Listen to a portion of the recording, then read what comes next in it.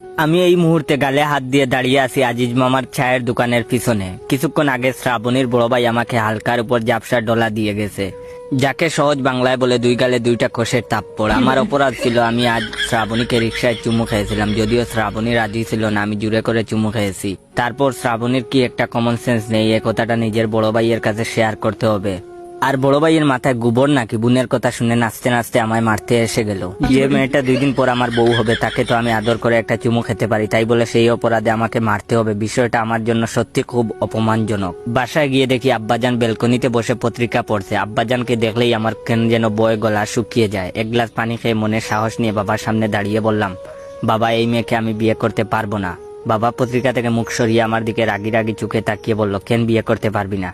আমি মনে মনে ভাবলাম, এখন যদি বাবাকে বলি আমি শ্রাবণীকে চুমু খেয়েছিলাম, সেজন্য ওর ভাই আমাকে মেরেছে, তাই আমি শ্রাবণীকে বিয়ে করবো না, তাহলে আমার কপালে খারাপ আছে। তাই আমতা আমতা করে বাবাকে বললাম, বিয়ে করবো তো বাবা, এমনি মজা করে বলছি বিয়ে করবো না। কথাটা বলে আমি যখন আব্বাজানের সামনে থেকে চলে যাব, তখন আব্বাজান আমায় ডেকে বললেন, বাবা জয়, আমার কাছে একটু আয় তো।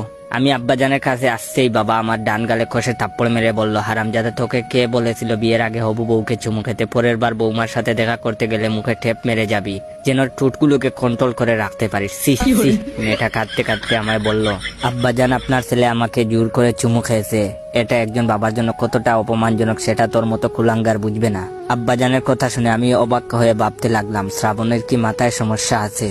আর আমার আব্বাজানেরও দেখছি একটুও জ্ঞান নাই। এমন একটা কথা শোনার পর কোথায় তিনি লজ্জা পাবেন তা না, উল্টো আমাকে থাপ্পড় মারলেন। পরদিন সকালে শ্রাবণী ফোন দিল। ওর ফোন দেখে এর আগে আমার শরীর জ্বলে যাচ্ছিল। মনে মনে ভাবলাম, আজ ওকে অনেক কথা শোনাবো। ফোনটা রিসিভ করতে এই অপর প্রান্ত থেকে শ্রাবণী বলল, আমার বাবুটা কি করে? আমার বাবুটা আমার সাথে এখন দেখা করতে পারবে? শ্রাবণীর মিষ্টি কণ্ঠে এই আহ্লাদি কথাটা শুনে কেন জানি আমার সমস্ত রাগ মোমের মতো গলে গেল। আমি তখন বললাম, আমি এখনই আসছি।